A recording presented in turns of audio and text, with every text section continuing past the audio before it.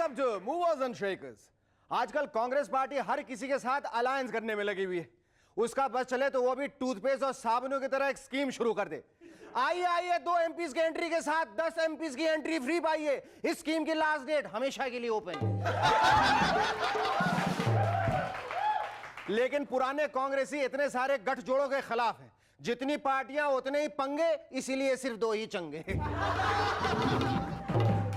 अरे भैया, जब आपके विचार इतने ही महान है तो पंडित शेखर सुमन का कहना मानिए और बीजेपी से विवाह कर डालिए।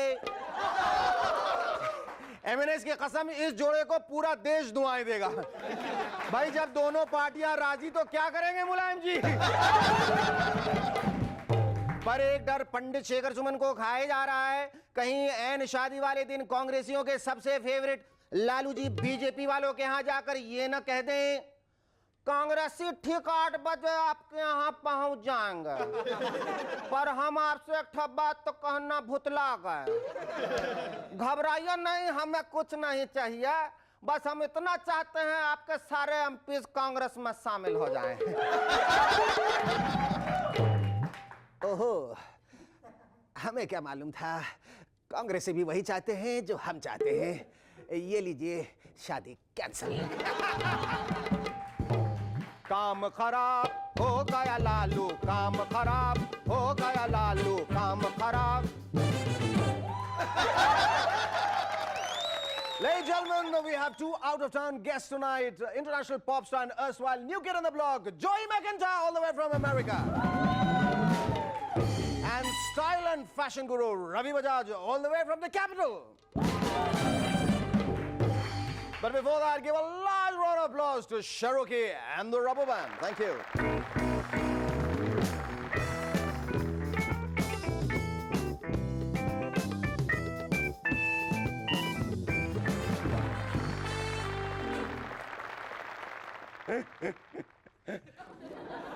Hello, welcome back. आप देख रहे हैं मूवर्स एंड शेकर्स और मैं पढ़ रहा हूं आज का अखबार। वाजपेयी जी का कहना है,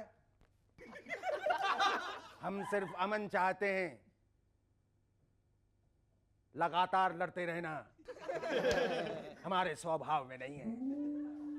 हाँ सर, सिर्फ लगातार इलेक्शन लड़ते रहना हमारे स्वभाव में है। क्यों?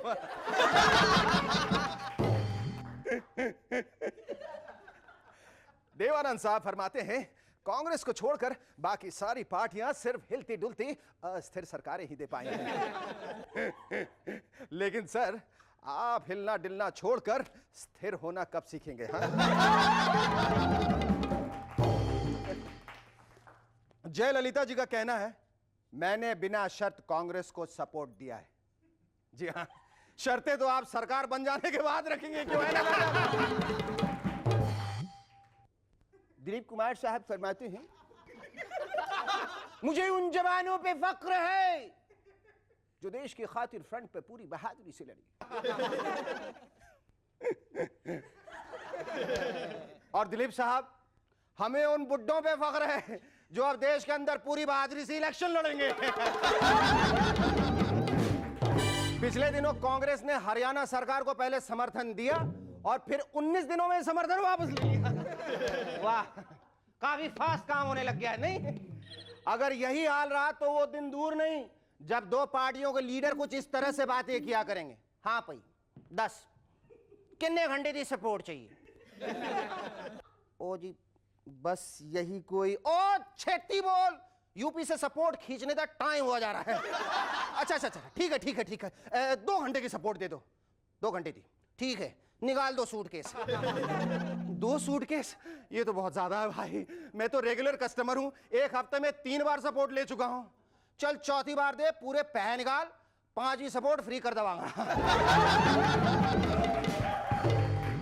और अब कुछ the good news and the bad news. नहीं, इस बार उल्टा, पहले बैड न्यूज फिर गुड न्यूज। सबसे पहले बैड न्यूज यह है कि राबड़ी जी के ऑफिस से एक बहुत ही जरूरी फाइल गायब हो गई।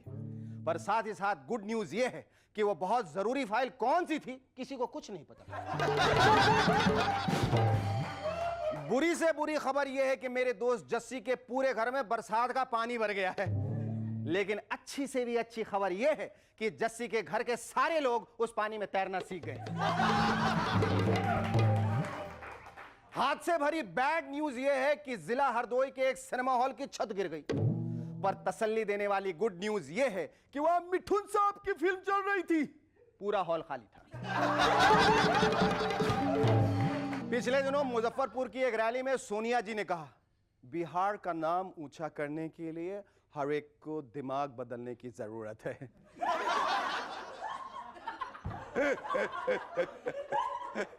कमाल है, भला बिहार का नाम ऊंचा करने के लिए कोई अपना दिमाग क्यों बदलेगा?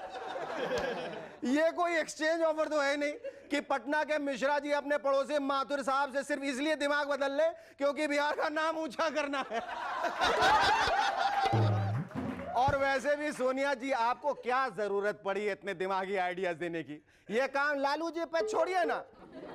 क्यों लालू जी, ठीक कहा ना? एकदम ठीक बोला शेखरवा।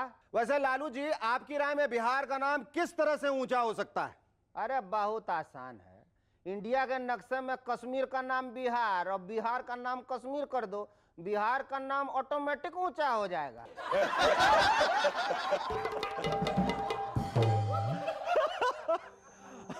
वाह लालू जी वाह, क्या लॉजिक दिया है। ऐसा करने से उस इलाके का टेंशन हमेशा के लिए खत्म हो जाएगा। टेंशन? कैसा टेंशन लालू जी? अरे बुढ़बा कितना भी नहीं समझता। हमारा पड़ोसी देश जब वहां कश्मीर की जगह बिहार देखेगा तो कभी अटैकिंग नहीं करेगा, क्योंकि उसको तो कश्मीर चाहिए, वो बिहार लेकर क्या करेगा?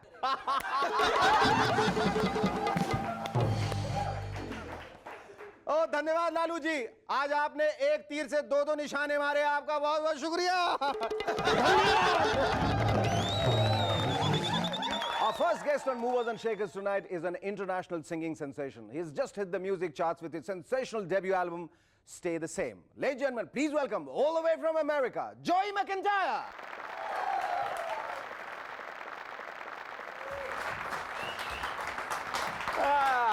Can I have the mic? Oh, yes.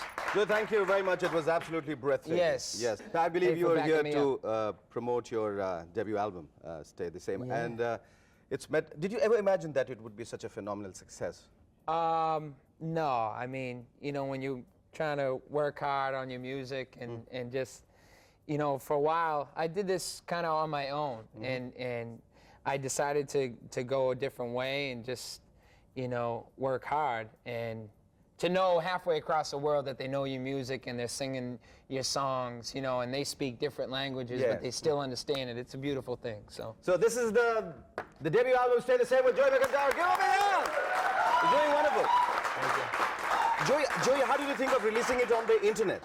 And who thought of it? Well, basically, you know, necessity is the mother of invention. You know what I mean? And, yes. and when I went to record companies, they would either wanted to change it or didn't want to do it, and I just got tired of waiting around, so I did it on my own. Did you always imagine yourself to be a singer, a musician, right from the beginning? Pretty much. Yes? I mean, my whole family's been involved in the arts and in theater and stuff, and so I've been singing since I was 6 years old. So it's just in the blood, you know. Yeah, but I believe you also, you know, gave acting a shot in between. Yeah, I did. I mean, theater, musical theater is combines both. Yes. And acting is, you know, a part of who I am, but, you know. Oh, but yeah, well, why did you give it up? Well, why did you give up acting? I just wanna do music now. You trying to put me on the spot? Mm-hmm. You give me some Shakespeare, I'll have a little trouble, but anything after that, I'll be all right.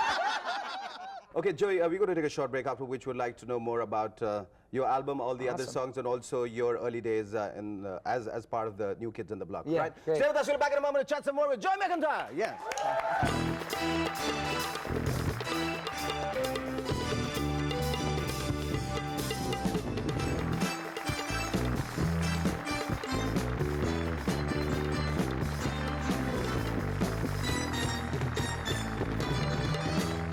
Oh, welcome back to M&S once again.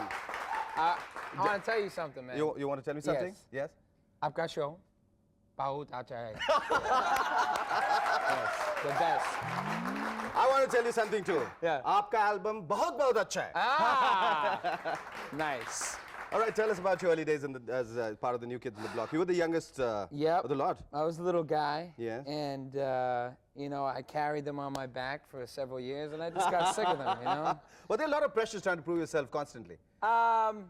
It was tough, This you is know what I tough, yeah. mean? It was tough. I mean, we had some goings on inside the group, and we would, you know, I mean, Were we you the ever best of- part of the internecine politics? Were you always kind of sidestep because you're the youngest? No, stay away. No, Yeah. we'll take charge of the group. And it Was still didn't work, you know? It still didn't work. Yeah.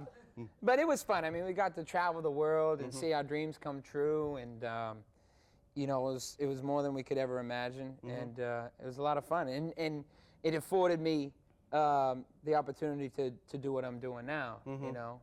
So it was great.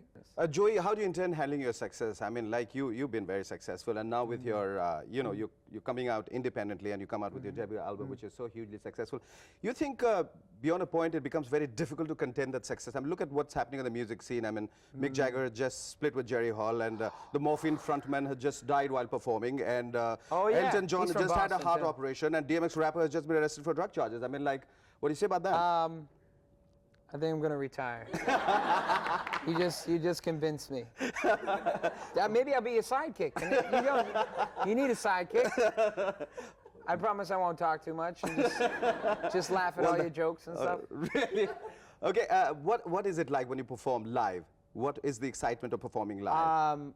Well, to me, it's when everything else goes away. I mean, it's fun to talk about things and take pictures and do interviews, but it's right in the moment, you know, and it's so electric to have that bond with the audience. It's nothing like it. So, and it's something I've always done, and I feel very comfortable on stage. So, it's cool, man. It's worth it. It's worth it. fun. It's fun. Okay, last but not least, tell me which is your favorite number in this album? I'd have to say Stay the Same. Stay the same. Yeah, it's got a good meaning and good message, and I'm proud of the fact that I wrote it, you know. Okay, thank you so much. Thank it was lovely you. talking to you. Due to prior commitments, unfortunately, Joey has to leave. So Joey here's wishing you all the best for your new album. Our second guest on M&S tonight is a designer who has been the menswear stalwart for the last decade in our country, totally in sync with the international fashion trends. Ladies and gentlemen, please welcome style and fashion guru, Ravi Bajaj.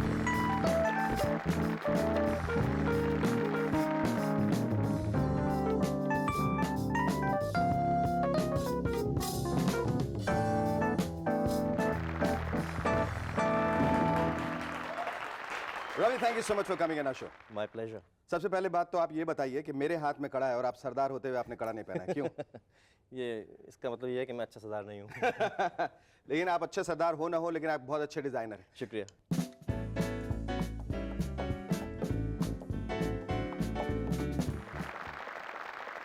ये designer को पहले क्या कहा जाता था, लोग किस नाम से रेफर करते हैं, सब लोग जानते हैं। ये जो डिजाइनर का जो खिताब है, ये जो प्रसिद्धि पाई है, ये कहाँ, कब, क्यों, कैसे हो गए?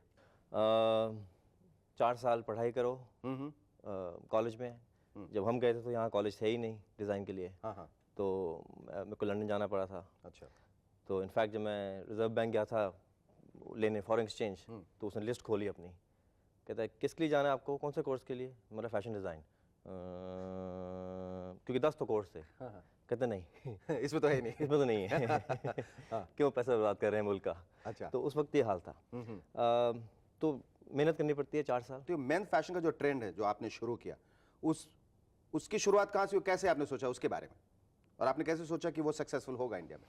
शुरुआत ऐसे हुई कि 12-13 साल पहले जब मैं वापस आया, तो यहाँ पे हमारे यहाँ जैसे हमने कहा कि लेडीज़ बुटीक्स थी सिर्फ। हाँ। For man there was nothing. No. एक आधा लेबल था कुछ छोटा मोटा, दैट्स इट, वो भी शर्ट्स का। तो हमारे यहाँ कोई इंडस्ट्री थी ही नहीं। तो लेकिन उस वक्त टाइम जो था वो था ही था शुरू करने के लिए कुछ काम। अच्छा। इसलिए मैंने शुरू किया and I concentrated on mains fashion for long time. जानबूझकर मैंने ज़्यादा कॉन्सेंट्रेट किया उस पर, क्योंकि उस वक्त बिल्कुल रॉ फील थी ये men's लोगों को fashion ये की। भी नहीं मालूम था कि गुच्ची कैसे बोलते हैं, वर्साचे कैसे वो तो बोलते हैं, आज भी नहीं मालूम। वाई से अच्छा आज भी नहीं मालूम, फिर भी पहनना चाहते फिर भी हैं। पहनते हैं, हाँ। लेकिन एटलीस्ट पहनते तो हैं। Ravi will take a short break, after which tell me what makes a Ravi Bajaj garment so special and different from any other designers. Think about it.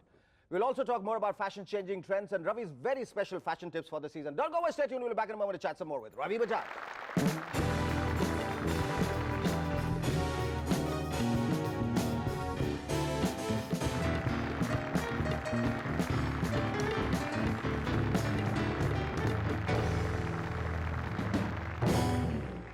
Welcome back to MNS once again. हाँ रवि, ये बताइए कि आपका जो कपड़ा होता है या आपके जो डिजाइन होते हैं वो दूसरे डिजाइनर से अलग कैसे होते हैं?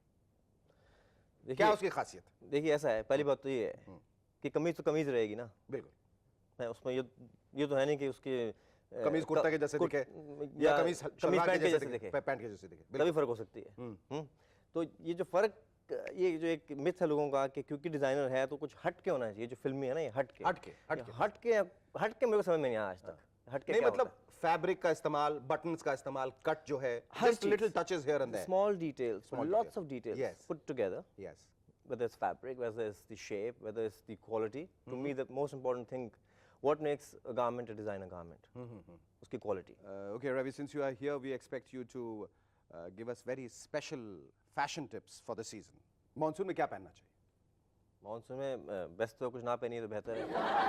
In touch with nature. Yes, absolutely. क्योंकि पानी के, बारिश के पानी में काफी मिनरल्स वो तो हर सीजन के लिए अच्छा है, लेकिन मैं पूछ रहा हूँ कि हर सीजन, हर वक्त, हर जगह के लिए वही सबसे बेहतर है।